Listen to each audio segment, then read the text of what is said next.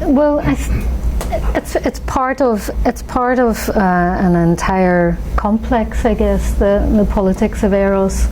In some ways, the politics of Eros is another way of saying communism in motion. There are various ways of saying this, but it seems as though so much of feminism, that so much energy has gone into trying to squeeze women into the agricultural story, which becomes, the patriarchal story, the story of hierarchy, and ends up in Hillary Clinton and Angela Merkel greeting each other in shared trouser suits. It's just trying to squeeze ourselves into a story that was never ours and that we never needed to fit, because when you look at the politics of what Mbengele women are doing, it's not like saying, okay, you say power is, marching out to the office with your briefcase and abandoning the children and pretending we don't menstruate, and therefore we'll do that to become powerful. It's saying, no, never mind what you say power is. Here's what power is. It's the vagina, and it's us dancing, and it's our collective breastfeeding, and it's the fact that we're going to work together to raise our kids, and it's the fact that we expect to be vocal because of this work and not despite it. So it's the assertion of a whole other kind of power that is organic and graphic and deeply connected to the female biological reproductive body, which is what so much of feminism has been trying to ditch. It's like trying to what's that saying? You throw out the baby with the bathwater. It's like throwing out the bathwater and keeping the baby. Throwing out the entire thing, and you're keeping one tiny little fragment of what it was, which is the sex. There's so much else. And so I think the politics of Eros was an attempt to describe that overturning of the argument that the biological body makes us less powerful in the social field, by saying that for these people the biological body is being amplified. It's being actually amplified 1,000 times out into the ritual cosmological sphere, so that women are powerful because of the reproductive work they do. The very thing that seems to diminish us in this society is the thing that makes them powerful. And so then you think, well, hang on a minute, none of this is inevitable. What we're living with here is not only not inevitable, it's not normal. Because you have the EEA, the Environment of Evolutionary Adaptedness, the kind of ideal scenario under which humans develop and thrive, and in that general type of situation, women are collective, they're working cooperatively, they're public, they're able to be vocal and political because they're mothers. And not because they're ditching motherhood and trying to squeeze themselves into a role that really they don't necessarily fit or need to fit. It's not about not being able to do certain things. It's about rewriting the story, really. So I don't know if that's... Yeah. Yes? Right. What happens to women that don't want to reproduce? Because it seems to me that if women's bodies are valued by their reproductive abilities, then they're kind of being socially controlled in that way. And what if they want to hunt? What about if men want to look after babies? Well, what happens to them? Well, they do. They do. That's the whole point. Men do look after the babies, very much so. And you see, this is what I think is amazingly complex and brilliant about this system, is that the biological body and the reproductive body which is, for us an individual scientific object in some ways, here is a cultural field. It's not really anymore about the individual being defined by whether or not they're reproducing. It's to do with power. And it's about babies and children, because any healthy society has to keep its children safe, which is exactly what we're not doing, which is why we're going down the toilet, I think. So it's not about women having babies and therefore there they are chained to the sink. It's you're taking this energy, you're taking this element that is reproductive power, and you're circulating it and you're keeping it in motion all the time. And I think that's what the gendered poles are about. Men's and women's rituals when they're dancing together it's like fueling that pendulum that's being driven by reproductive power. It's not about individuals, and I'm not sure in the end that it's even in the ritual sense that it's even about reproduction. It's about how power circulates and continues to circulate. What about the women want to hunt? Well, women. Well, there are many ways to answer that. For a start, and not reproduce. And not reproduce. Yeah. There was a funny paper by. It wasn't funny at all, actually. I thought it was funny. It was by Brightman, Robert Brightman, and he makes a statement in there where he says, why are in hunter-gatherer societies women are being oppressed because they're not allowed to hunt and they're not allowed to have a career outside the home. And I just thought, it's hard to know even where to begin, because you're talking in such different terms. But I would say that if you happen to be pregnant, this is about protecting the vulnerable. If you happen to be pregnant or lactating, you're breastfeeding, and you really don't feel like chasing an elephant through the forest, you're able to sit back in camp and rest and know that there's a cultural imperative for hunters to return meat to camp, where it has to be cooked by women before it can be eaten. Chris's own kill rule brings that out beautifully, that there are a whole series of cultural constraints there to make sure that women don't have to hunt to be powerful.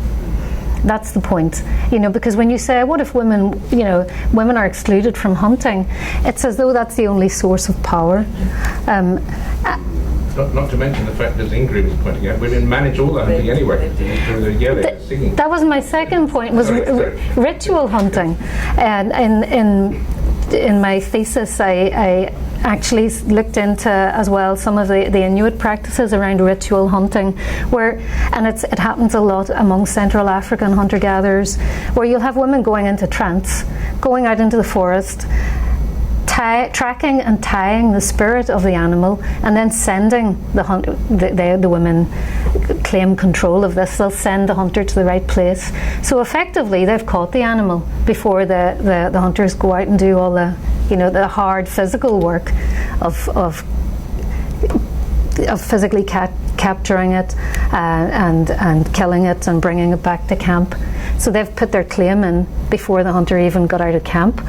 And women do, as they're gathering, there's no rule against women picking up whatever small animal they can get on the way. I think the big game hunting as men's work is another part of this cultural pendulum, this motion where women will track and tie the animal, men will kill it, and in the same way, a man is Mbengele say that men will tie the women's connection to the moon. They're the ones who help grow the baby by repeated contributions through pregnancy. So each sex has a fundamental part in the labour of the other. So it's hard to get out of this framework, I think, of thinking in the terms of hierarchy, of one being better, or of them being totally disconnected and only the prerogative of one sex or another. Well, I really hoped that sooner or later you, with your commons motion and model on with Bengele, would meet Dasha Bombiatkova, who's just finished her PhD, or nearly finishing her PhD, on the kind of women's collective, but also the children and the mechanisms for transmitting egalitarianism amongst the Bengele. And some of the focus in that is on what's called ecology, which is the growing up, how to grow up children, which is a kind of metaphor that really is borrowed from the forests growing up, and there's a kind of resonance with the growing in the forest. And this is like another layer on sort of over and above, on top of the cooperative, coalitionary childcare, which ties together, what ecology really does is ties together a man and a woman as parents with a whole set of regulations, things that they need to do to grow up those children. And what is happening through, they're very tightly linked to the Aquila rules that we've heard from Jerome, so that all the aspects of reproduction, woman's menstruation, and all the aspects of a man's production get completely intertwined with each other. So you speak about hunting with metaphors of menstruation. You track game animals with injunctions about what's going to happen to a woman's pregnancy. A woman's giving birth is part of the killing of the animal. There is so much deliberate effort to conflate and make into a kind of shared experience and an interlinked experience what men do and what women do, that actually these they're kind of muddling it. They're making, women are doing hunting, men are doing childcare, childbearing. It's a kind of insistence on, at the same time, difference, but also egalitarianism and mutual interdependency. That's what Jerome talks about it as. But this is a huge superstructure on these Central African forest societies. Epemer with the hunter is the same kind of superstructure of interlinking taboos of men's hunting and women's reproduction as Aquila and ecology. So it's something that's fundamental for. So you could think of ecology as there's a sort of the collective is saying, yeah, we're going to look after these children, whatever happens, to make sure they make it through. But you guys, your child, you've got to do these things and make sure you do them. So there's that's another tension between the sort of collective and the particular responsibility of the individuals. Yeah. Things are working through these bodily metaphors, very physical metaphors. Yes, absolutely. And you can, everywhere, even, if you think about Turner's idea of symbols as molecular, as molecules, living entities, you can see that in the symbolic field here. There's a living quality to things. And I think, again, it keeps coming back to this absence of fences, this absence of walls and doors, and the fact that you can see that kind of motion, that element of motion, even in the fact that there's a whole series of ways in which women make claims on game animals and meat, and men make claims on babies and female reproductive power, because you don't have the wall that would stop things. So there's this sense of swing constantly through each other's fields of expertise, and then in that kind of scenario, it's okay for someone to be a great hunter, or to have produced this most beautiful baby, because nothing's private. It's not privatized relationally, and it's not privatized materially. And I think in some ways it's hard for us even to think about this, because I was, in the last time that we met, Camilla, and we were in Goldsmiths talking, I was thinking about how, you know, from day one, when you're born, you're given a birth certificate, and then that becomes your national insurance number and your bank account and your tax details, and all these little things kind of gradually back you into the little self-enclosed entity that is you, and the sense of spillage and the sense of how you could possibly be invested in and sharing someone else's labour is alien. And I think that's a way in which, as well, the experiential field between adults and kids, between mothers and others, as Sarah Hurdy says, it provides that opportunity for flow, and for the sense of the self as not at all separable or private, you know, because ownership evaporates when you're with small kids. You can't privatize yourself, and so that's what was happening with mothers and others, and the beginnings of emotional modernity, the development of emotional intelligence. They're pretty sure that was happening because you had these cooperatively breeding groups who had that tactile kind of open relationship. It seems to me that our culture has all kinds of incredibly subtle ways of inoculating itself against the implicit criticism stemming from the fact that communist cultures still exist, and obviously did exist for all of us in the original past. Our culture has so many clever ways of inoculating itself against any kind of threat from that quarter. And one of them is, I mean, just so obvious, isn't it? It's like, this is the idea of the noble savage. You're romanticising these people. That's one. Another is, you're not allowed to be gay. Another one is you're not allowed, you know, as you've been saying, women aren't allowed to hunt. And of course, if you really deeply internalise our assumptions, it's true that you're not allowed to be gay, because of course you're not allowed to be strictly, rigidly, fixedly gay as opposed to straight. But of course, it all had together because people are just as gay and just as straight as we are in our society, but everyone can be a little bit of both at the time. And it just seems to be so clear that if you assume that the only place you can possibly get power is a million miles away from babies in the home, and you have to go out somewhere either hunting or being under bacon, and of course it's a huge disadvantage that women, quote, aren't allowed to hunt. But of course, in order to really turn everything upside down, you'd actually have to make childcare something through which women not only didn't met each other, but actually became powerful political actors, and where the whole society is centred around precisely that most valuable of all forms of work.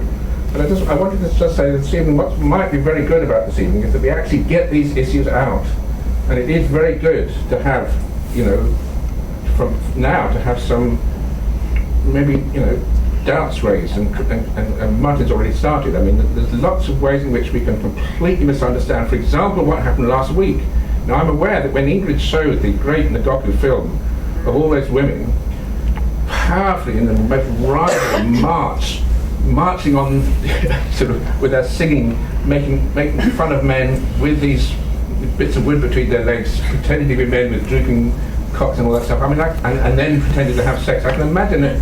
You know, would I like my daughter to be like jumped on by an older girl and with pretend play sex and stuff? So, I mean, there are all kinds of ways. If you have our deepest cultural assumptions, you can be quite genuinely upset by some of the images we saw that Ingrid showed.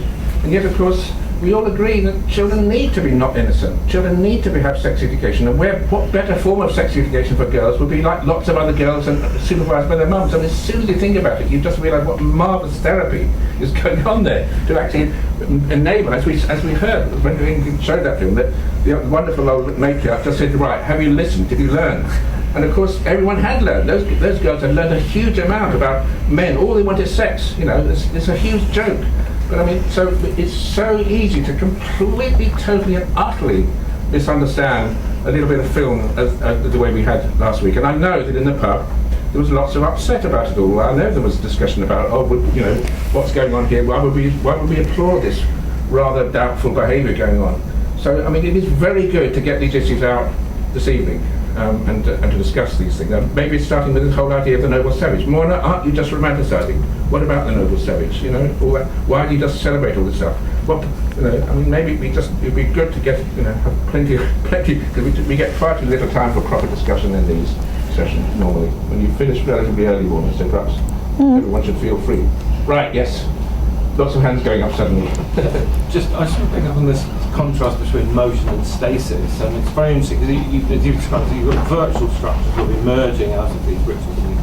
But I'm just wondering to what extent the dynamism of the society that exists within itself kind of depends on a level of stasis in the environment that it operates in, and also sort of related to that is to what extent can it accommodate any kind of novelty, which might be challenging novelty, and let alone actually encourage novelty. So just thoughts on that. Yeah, the stasis of the environment as in the forest environment. Availability of game and food and population density and everything like that. Yeah. That's sort of an issue for them. How's that? Well, I guess there are people who are definitely not nomadic in the sense that they're not just wandering. You know, they have a set territory, but they will go back and forth constantly between forest living and the semi-permanent camp, which is close to a Bilo-speaking village, you know, where they have relationships. And we're a much larger section of the community come together and spend a part of the year. So it's a bit of a hub. And actually, just after I arrived there, they had come back from the forest, and there were it was a really vibrant community in the sense that there were a lot of young women, pre-pubescent and pubescent women. They're the ones who really kind of step up the dancing, and they're really, you know, they're feisty and they're constantly out there in public. But you have this motion between forest and camp that goes on all the time, even there. So although they're quite settled in the sense that, you know, they wouldn't go beyond a certain territory, within that there's constant physical movement. And in fact, if things get too difficult with the Bilo villagers, they'll just move to the forest. So I think movement, in the sense of being a form of freedom, is established in the culture, even in the sense of physical movement. And in terms of novelty and how people cope with novelty, I don't know if I am qualified to talk about that, because I probably would have needed to be there longer and observe longer. Really, I'm just wondering what your take was on other people's thoughts that you might have on that. You know, it's just, again, it comes back to this noble savage and this idea of playing devil's advocate a bit. Is it, you know, can it only exist as a kind of museum piece? Well, that's what I was talking about novelty. Does it have to be static in a larger sense? You know, in that sense that it doesn't. That it has to shut down novelty when it becomes too threatening in order to survive. That's what.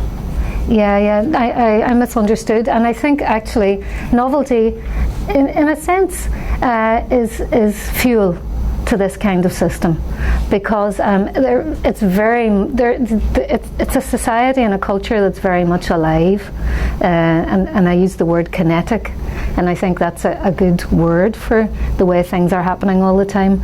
And novelty, I mean, if you look at someone like James Woodburn and the way he talks about how people can be both egalitarian and quite conservative in their adherence to, you know, ritual laws and to the cosmology and to the culture, and at the same time incredibly pushy individuals and aggressive in promoting their own individuality and their own right to speak and their own right to be different. And of course, like any system that involves a collective of people, there has to be a certain amount of resistance to too much, to what's the word? Novelty that would be disruptive, novelty that would be harmful to what the collective itself is trying to achieve. So you have a fine balance that's always being worked out, and I think that gives it the kinetic element, the fact that you have people who have been raised, because kids are raised. This is something that's wonderful to me. They're raised to expect to be seen and heard constantly and to have rights. And there's no way that because you're smaller than anyone else, you have less of a voice or less of a right to be public, less of a right to be heard and to have an opinion. So they're the antithesis of gerontocracies in many ways.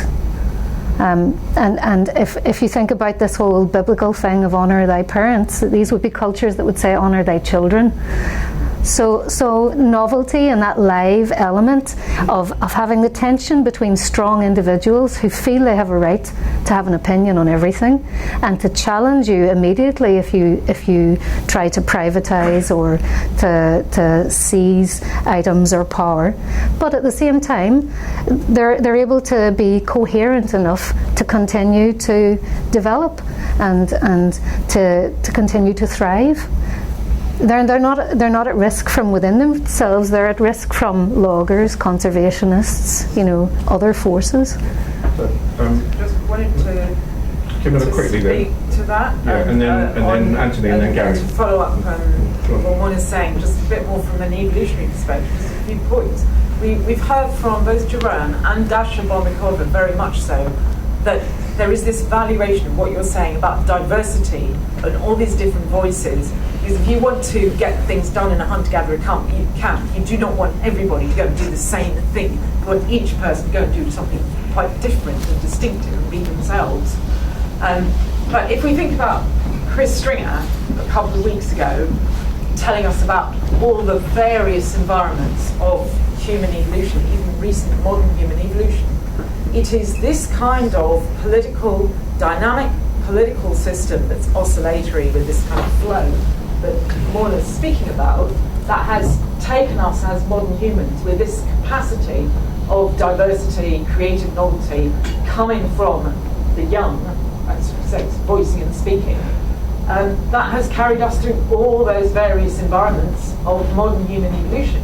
Nothing else would have done it. Mm-hmm. Nothing else would have worked. Mm-hmm. And it's worked because, in the phrase that Jerome uses, this egalitarianism enables sharing properly. What you're talking about as the problem is the conservationists and the loggers who are suddenly out of the huge abundance of the resources of the earth, which have been apparently abundant for all the hunter-gatherers that have lived for so long, the generations of Homo sapiens. They're trying to make scarcity out of this abundance, trying to limit, delimit, put up the fences, as Mona says, and that's the issue. That's the problem. It's not conservatism. It's about failing to share properly. So yeah, I would absolutely defend the need for noble savagery. Yeah, I'm reflecting on things we've heard and thinking about an aspect of patriarchy that's not often emphasised. We often hear about how women's bodies are privatised and that patriarchy become the property of men, marriage is instituted, and the reproductivity of females is also dominated by the men.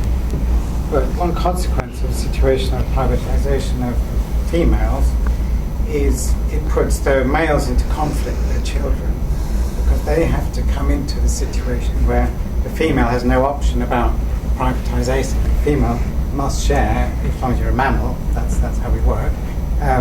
So this conflict, which of course is one of the sources of all the dramas of our culture, is somehow not really emphasized when we're discussing women's autonomy, which is actually usually configured as the possession becoming its own possession somehow.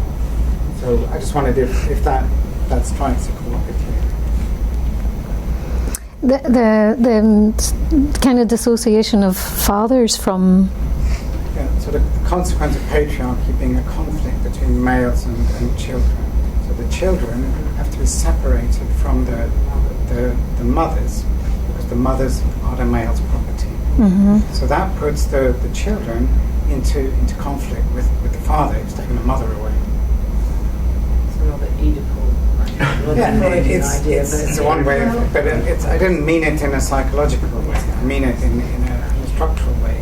So that you create a generational conflict, which of course is easy for older males to sort out, because it's dominate, the children are weak. Mm. But there's also a converse to that, where you can interpret it as the assertion of male power is to get in there and separate the children from the mothers. That is a way of maintaining masculine power. So then this puts another question mark about the aspirations of 20th century feminism in relation to this sexual politics.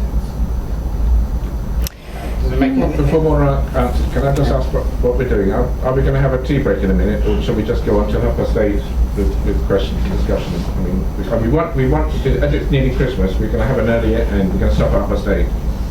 But it may be a good idea to just keep going, I think. Okay, and then we can always have tea at 8:30 when we break up. Sorry? Well, I don't think we've got any mince pies. I know we probably bought mince pies. He is Father Christmas, but he didn't think mince pies. Okay, I'm suggesting we just carry on. Yeah. That's a good idea. Is that all right with everybody? Sorry, sorry, Mon. I don't know if you want to come back to Anthony, but Gary's going to be next, and then Arif, and then Alex.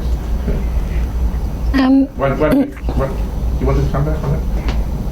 Yeah, well, I mean, that was if there's a question, is how do you interpret this? You touched on it because there isn't a hierarchy of age, and you made this contrast between a culture that insists on respect for elders, parents, and the culture that insists on respect for children. So, in a way, I just want to kind of open that field of how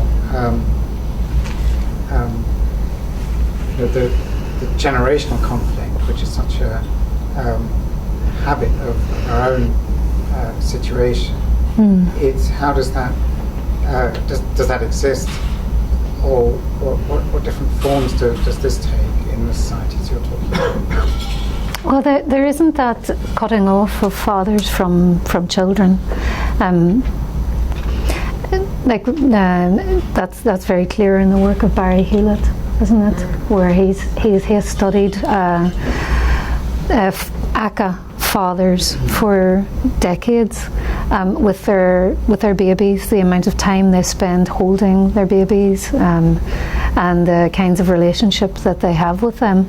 And we know now that ACA fathers hold their babies 5 times more than fathers in any other known culture.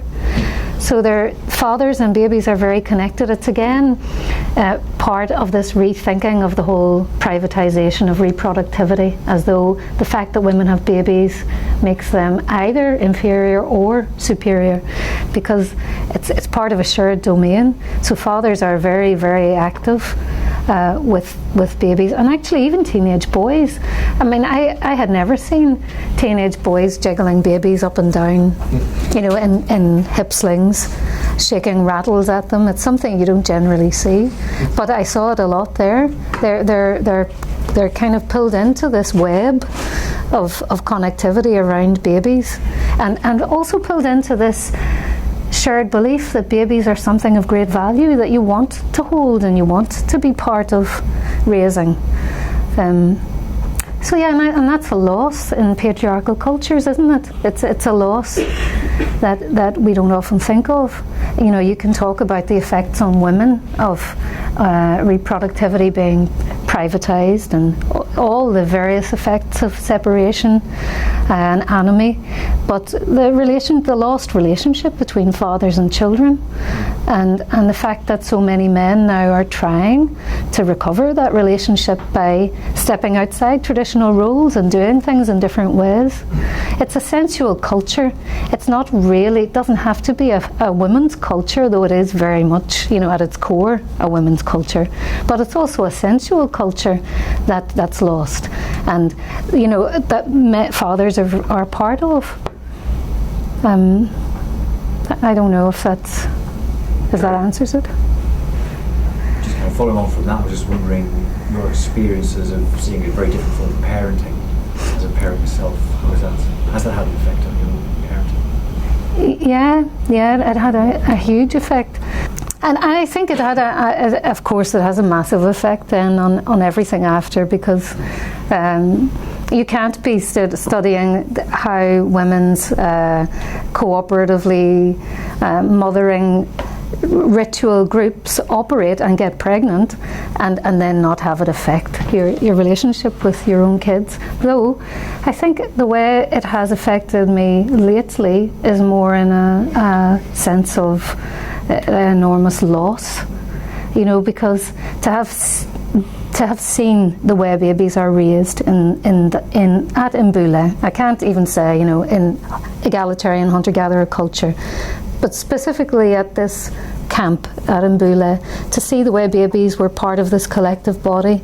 They're never put down, they're constantly circulated, and small kids are so held and doted on, and there was a big conflict going on at the time I was there around school, where actually my interpreter started to report on families who weren't sending their kids to the Below school because there was a big resistance to that. And there was a very well-meaning legal group operating in Brazzaville at the time that was trying to institute rights for Mbangeli kids to go to school.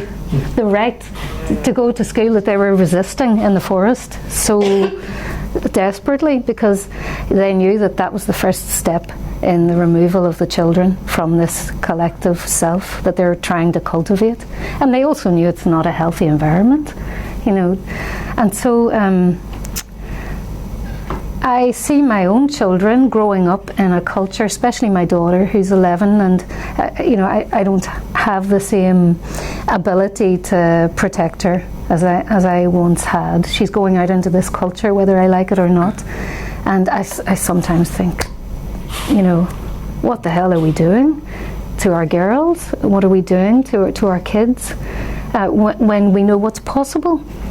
It's possible that kids could be held at the core of a group of people who are all equally responsible for their well-being, and no one's shut into a house and forced to cope by themselves with this massively important work of shaping another human being.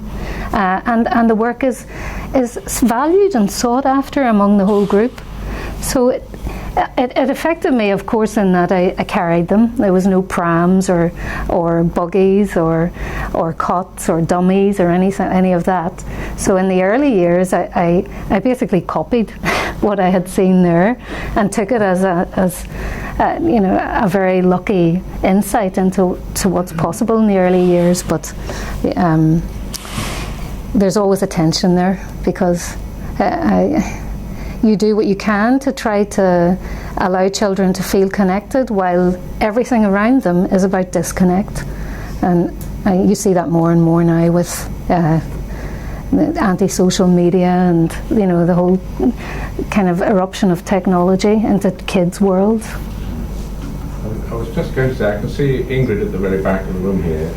I hope you don't mind me saying this, Mother, but you had been trying to have a kid for quite a while.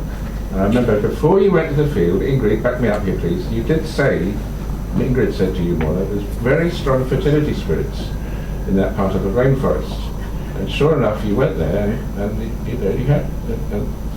you very rapidly succumb to the fertility spirit. I just wanted to get Why do you keep going on about more than fertility all the time? because it's just so funny. It's just that it actually happened.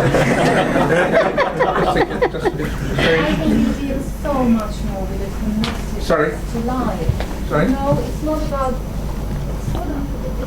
Maybe I'm too Benjeri, I lived there for too long, then I don't sometimes understand the question, is it noble, is it savage? It's just life. We think of our generation just of our generation, whereas the Yaka think of all generations, that it's normal to have a next generation, that it's stingy not to have one, and that it's stingy not to share with that generation. Your power is really to pass on your knowing to someone else. Everything we own, all these things, these clothes, whatever, they get shared, they get given, they get taken away, they get demand shared. But what you can pass on to another to bring back into that's connectedness to a life as they are connected to the forest. That's just normal. That's been there, since Baruch wrote about them 25 years ago, or 10 more years I give them, and then they're all assimilated into dominant society. They are still the same. I was there a month ago. The footage, some of the footage I showed last week is from a month ago. They still live that superstructure that binds everybody in this absolutely proper sharing, and there is no doubt about sharing. There's no doubt about anyone wanting to be who you want to be. If a woman doesn't want to have babies, well, they have got a lot of knowledge to avoid having babies. Yeah. But sex is fun, and they all want to have sex. If you want to change your name, I can say from today you call me Balalo. I don't want to be called Ingrid anymore. And you're okay, fine, you call me Balalo. You're totally free. But when I impact on you as a society, or when any eventually impacts on someone in a negative sense, then they will do something. And then they have those superstructures of rituals to show someone just there are different ways of being in the world that are far more fun. Far more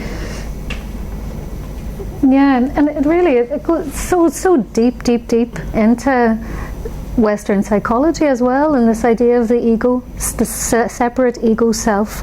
I am me and I am mine and I own myself and it's all about me.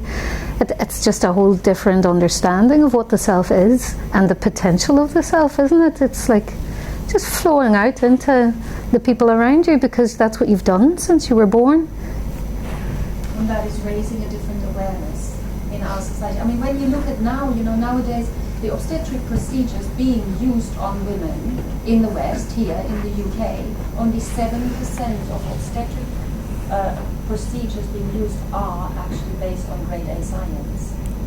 I mean, there is obstetric violence to women's bodies in this world that just is abominable. And what happens to children, we now have a database of non-labor cesareans, what is done to women, that it's for economic gain, that really destroy these relationships. And it's probably quite comfortable because you put all of that agenda, as you very, very bravely and very eloquently said, when children, the next generation, is last.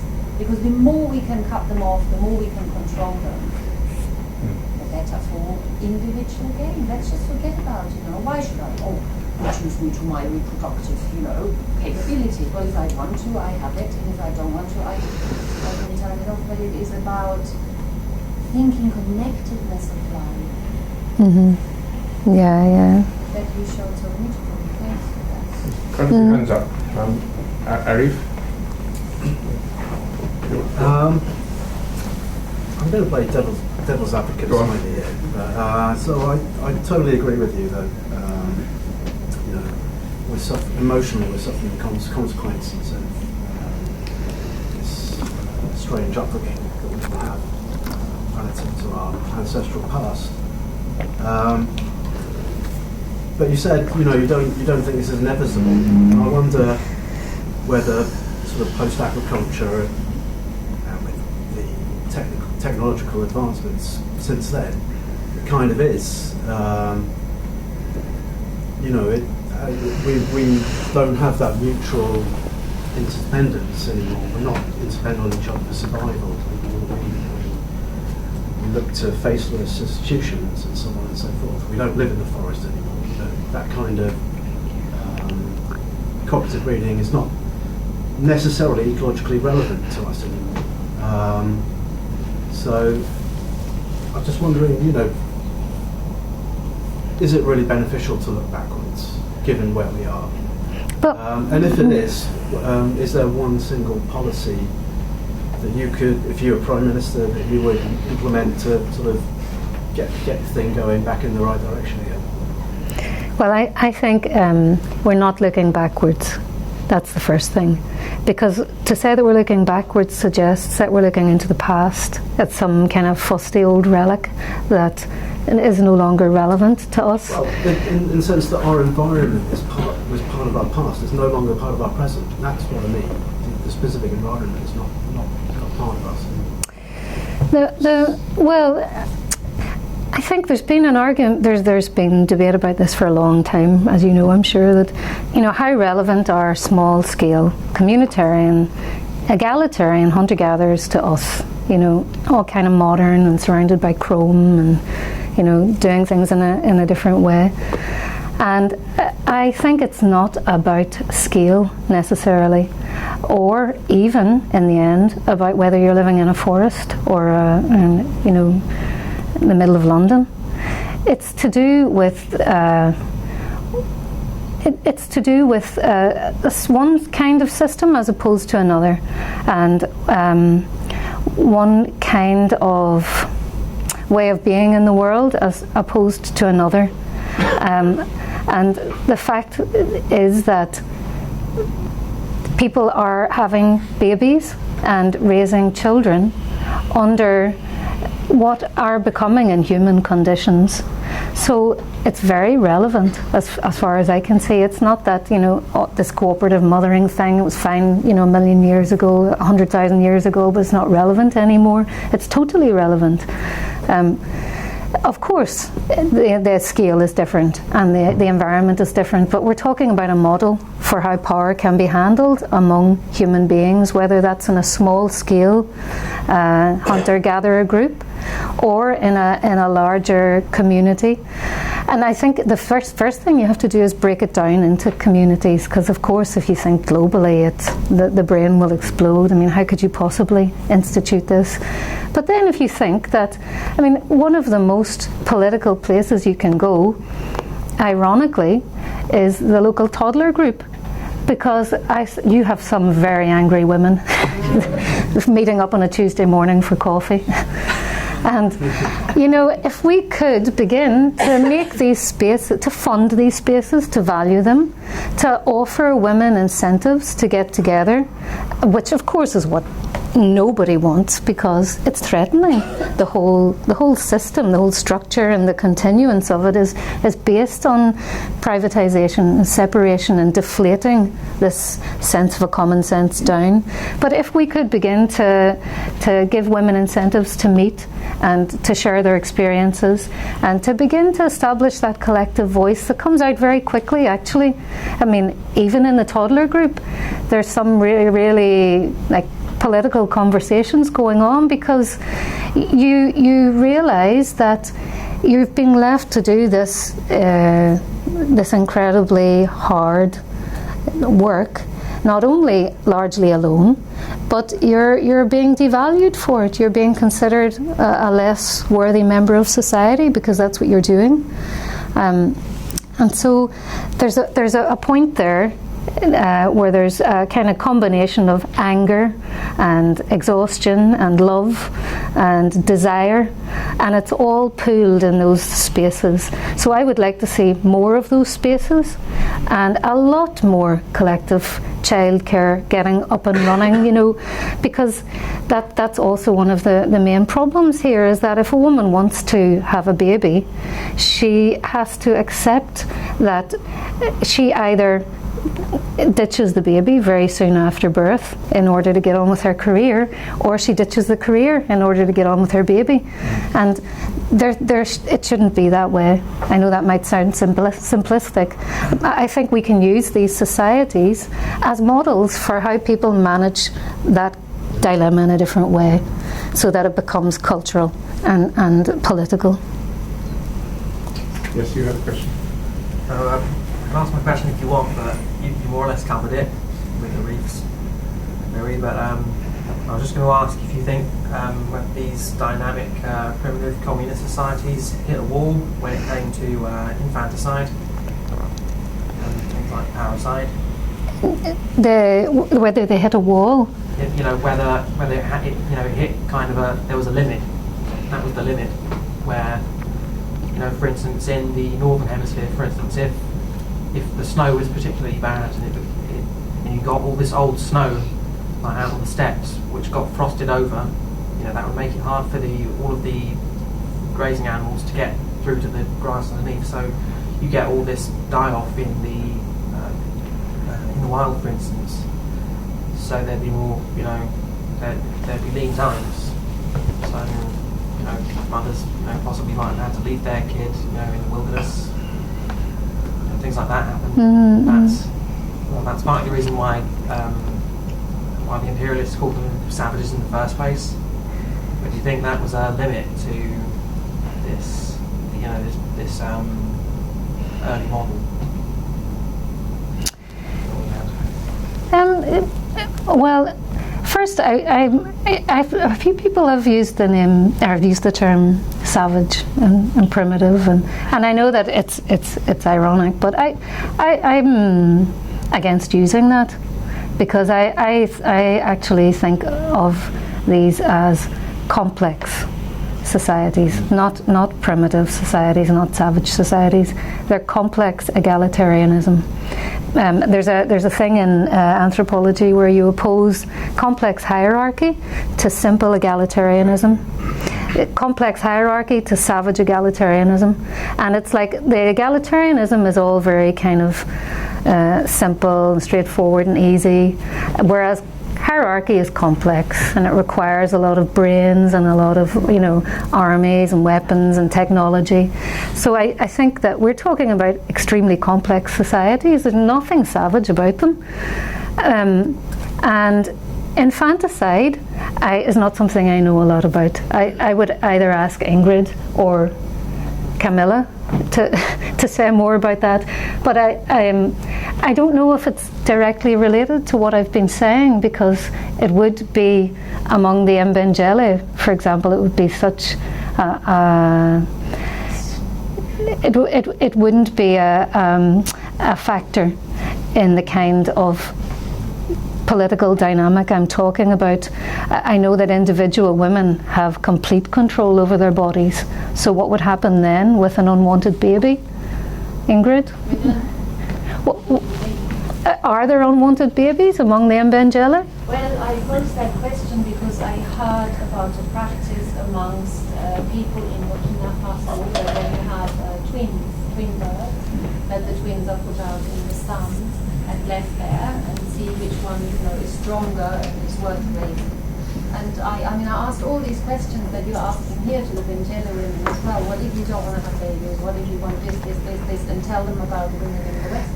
And so when I told them about the twins, they were men and women outraged. And because I work in healthcare, I had these dolls to show, the treatment of trachoma, which is putting tetracycline in your eyes. And because I've done one session doing my eyes only, I brought a dolly next time. So one of the men got up and got dollies, and he said, "Look, that's twins. I want you to bring your big eye," which is my research program. He said, "Please, let me talk to these people." And he told me to go to, I still have to go to Burkina Faso and show it. He said, "You take children and use them like you use your poo. You throw them out into the open and watch what happens. We love children. And if you don't want your children, give them to us. Because we love children and we will raise anyone's child." So infanticide is for them an absolute no-go. But then again, we're speaking about different climates here. Yeah. Forest law, they say there is enough for everybody to share. So it does not happen. I've never ever heard of it, but I... to have a pregnancy because it's too close to the baby that they are nurturing. And the belief is that the poo of the baby inside the womb can poison the breast milk, then they might practice abortion, but very early on when they know. And if this doesn't work, they will have the baby. But usually birth spacing amongst the hunter-gatherers that I've worked with now for 22 years is typically 3 years, to assure that each child deserves and gets the nurture that they deserve. And to your earlier question, I thought, you know, we live in a society now where we have so much suffering and mental illness. And if there were any structures we could adopt, not from something backward, but from something that still exists and makes people live in a different way in this world. And there is a different way of being in the world. We know from research that, for instance, mixing bodies, simple touch, they did research amongst librarians, and they showed that librarians who touched the person said, I hope you enjoy your book, had a far greater return rate than shoved the book across the table and said, enjoy your read. So mixing bodies already, I wink to you now. And next time I meet you, you might smile at me even bigger. Yeah? We know that already that is good for our mental health, to mix bodies, and this is what the Benjamin, as you said, do daily, every single day, multiple times, between men and women, between children. Also, if there were a concept that gives us a better access to being in the world, it's walks in nature. I, like the Benjamin, do every single day we walk in the forest. And they sing to the forest. And they're happy about the forest. The forest is seen like a father and a mother. It's just what we are. You know, we eat out of it.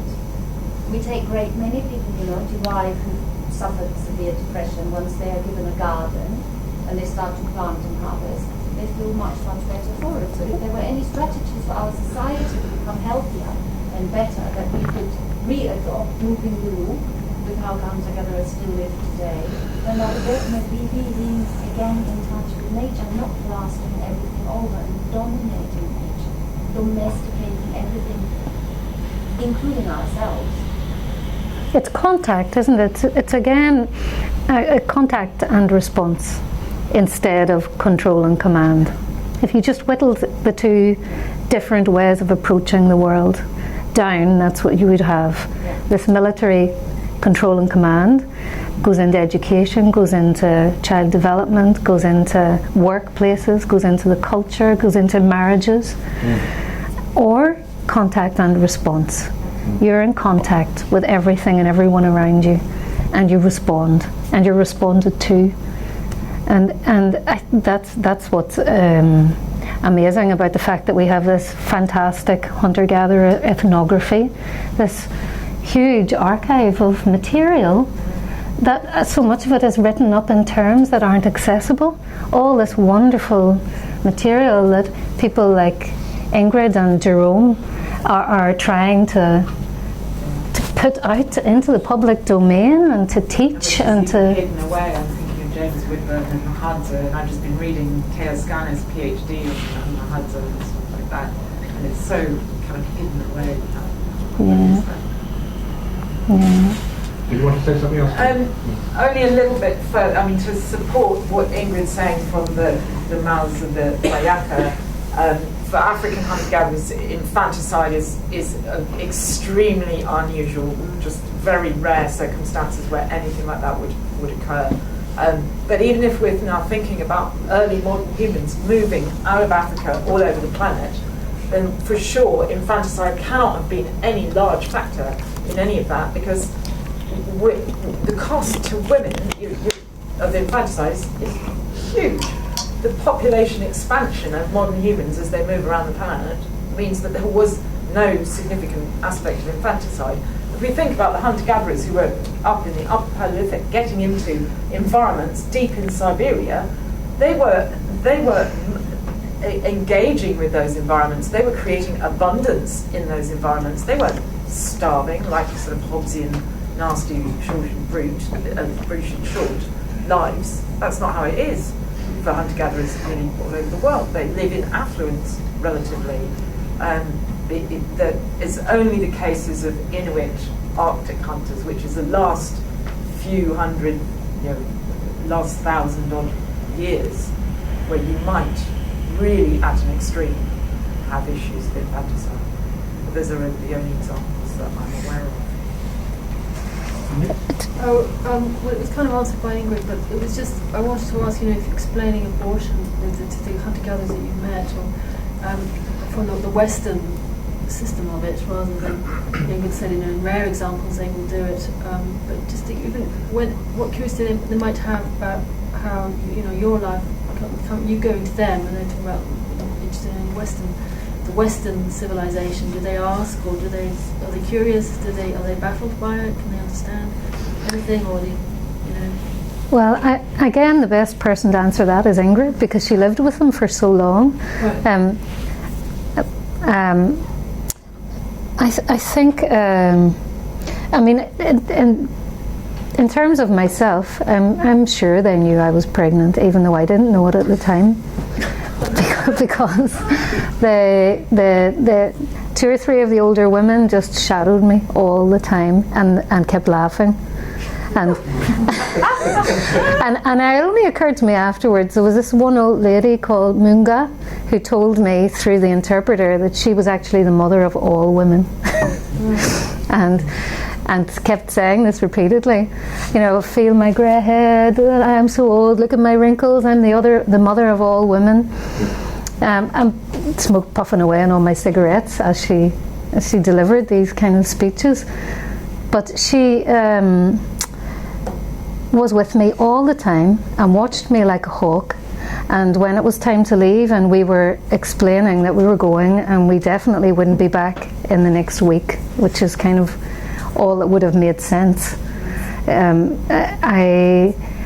she was the one who came to me and kind of rubbed me down and rubbed up my belly and kind of shook me a bit, as if she was kind of just handling me and having contact with me and letting me know that she knew. I don't know, maybe that's my idea, but she was very, very close to me all the time and very tactile, and followed us, was the only woman actually who followed us right down to the periphery of the camp when we were leaving. And I thought afterwards, especially in conversations with Ingrid, these women are experts in every little tiny ripple of energies in the reproductive body. They would have been aware that there were changes taking place that I wasn't even aware of. Yeah, and I was vomiting all the time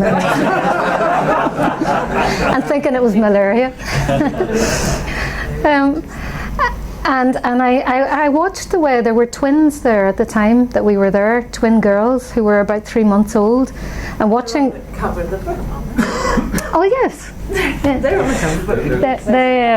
Jemana's husband took that wonderful picture on the front of our book, of their book. So these are the twin girls, and watching the way that they were handled was a revelation in itself, because there are no nappies, and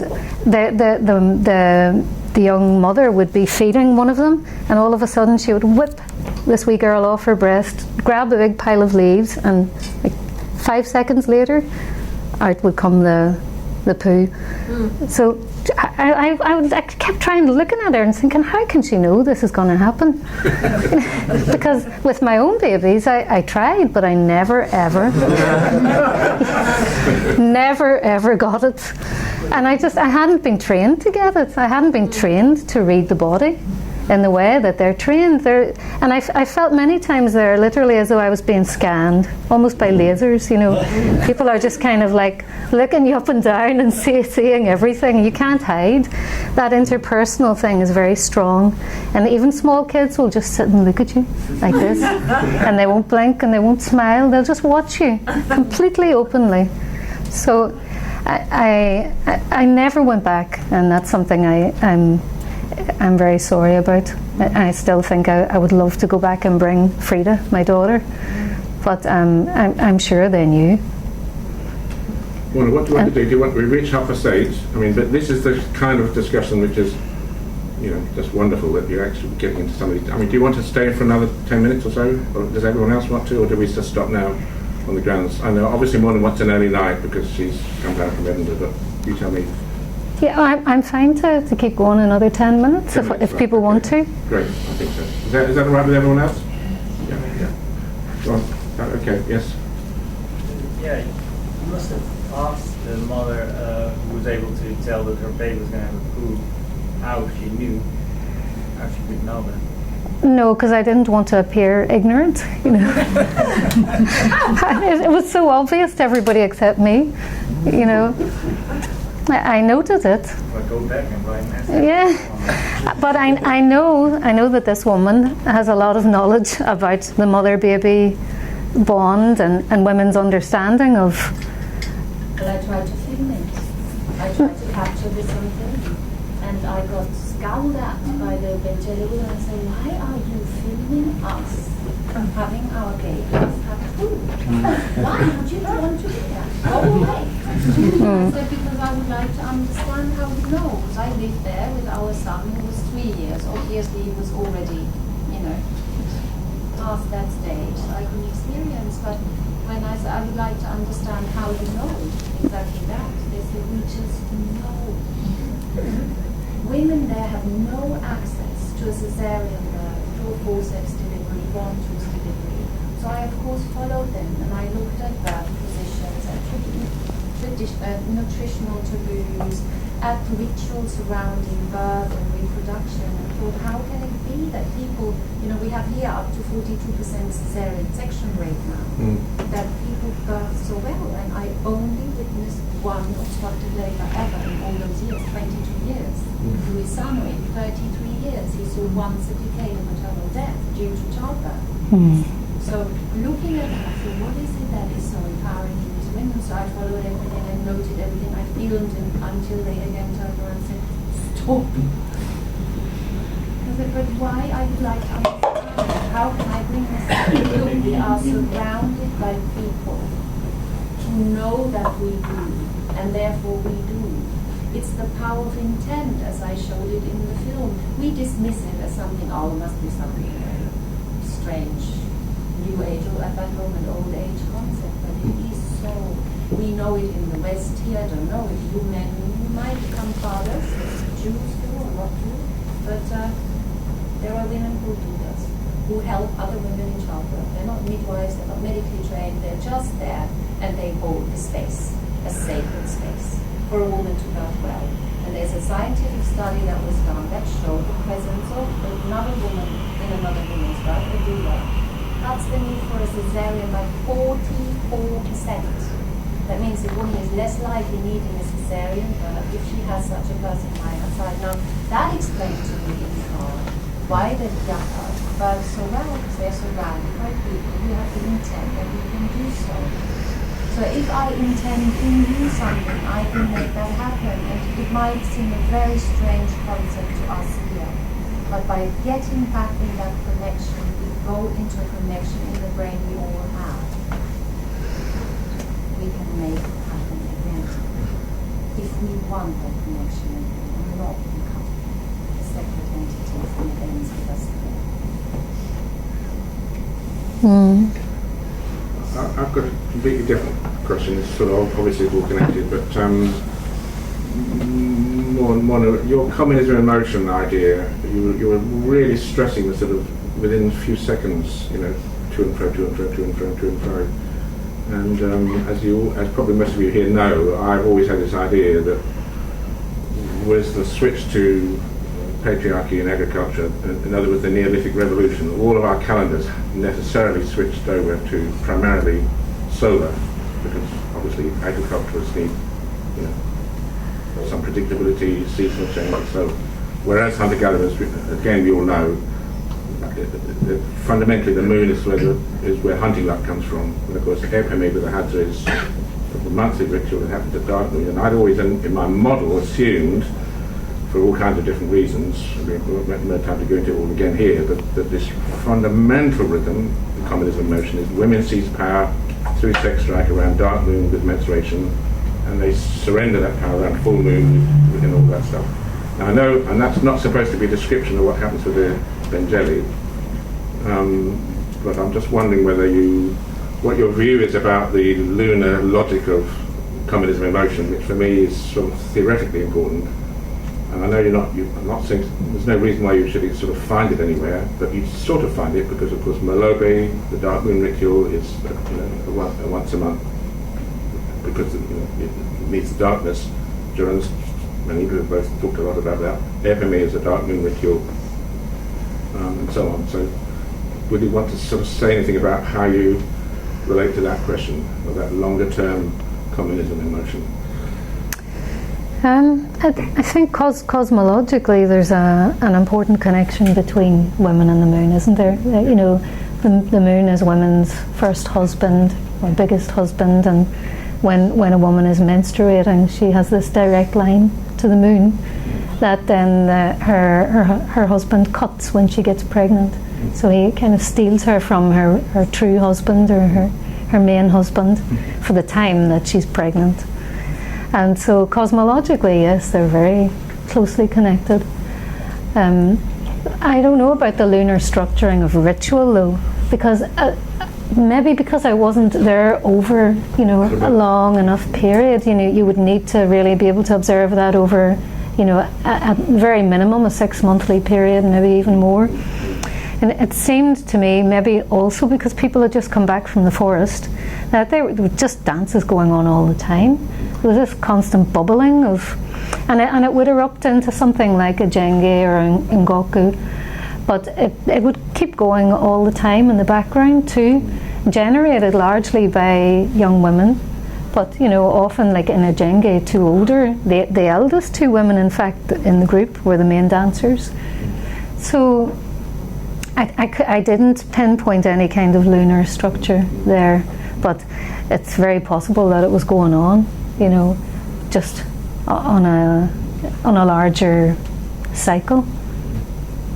And you also stress in your writing the sort of sense in which the men's ajengi, with all that masculine muscle power and strength, which of course women love, really excited to see these men that Jerome keeps emphasizing, these men can protect us and hunt for us. But there's also the sort of potential that if it went on too long, if ajengi went on too long, there's a sort of scary potential there, which you're writing women actually kind of encourage, precisely because it then stimulates the need to do Ngoku, to resist, and so the communism emotion is a kind of bringing on of each other's power with a sort of potential that it could outstay its welcome, but it never does. Neither side ever holds power. Yeah. It seems to be so important that we sort of get that idea of a sort of threat which is always present, but because it's brought on, stimulates the female resistance and vice versa. That's one of the conceptual points about your concept that seem to be very, very significant, possibly even relevant to the day. Because it's a bit like Clastra, the threat of the state, the threat of hierarchy, is always there and enacted by this assertion of male group power that's quite strong. Whenever it comes into the camp, you feel that. It's almost as if the state is a jenge which has hung around too long and taken advantage of it. Yeah, you could say that. It's frozen. It's been frozen because with a jenge, not only are women bound up in a jenge and luring him in and riling him and teasing him, but also then you have Ngoku, which is the other half, and that's what I was trying to say, as opposed to Strathern's idea of gender rituals in Melanesia, where you just have the male collective, and women are very much there's a big focus on keeping women private and individual. Here, Ngoku is like the female collective, and that's what swings the pendulum. That's what keeps the motion working. And without that framework, it collapses, and power falls into one set of hands. Ingrid described, didn't you, that at a time when Ngoku wasn't being performed, and you thought it was very important that it was performed. And actually, some of the men weren't necessarily all that convinced, were they, Ingrid, that you actually played a role in making sure that somehow the Ngoku was. I'm sure it would have happened anyway, but you described how vital you felt it was as a woman yourself with the other women that the Ngoku replied to Dengue. Yeah. Because it was for a period it was in danger of disappearing, wasn't it? You felt, at least locally. Well, the Ingelia resists very much what is hierarchy within the dominant, in their neighboring agricultural society, and many young men are made into alcoholics really surreptitiously and collectively. There was one moment where I felt in a group where there were many young men, and they were really pretty much drunk most of the time, and they were doing rituals for the Bantu, which are the local agriculturists, that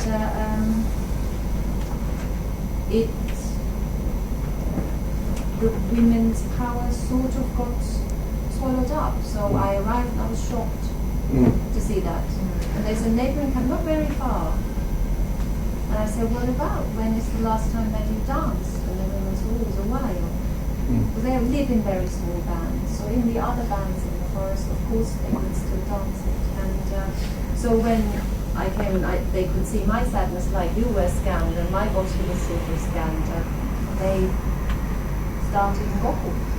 And it was joyous and wonderful and fantastic. And of course, we had to go to the other camp where also the agriculturists are, to revive that. And it was so joyously greeted, as if someone who'd been asleep has woken up again. Yeah.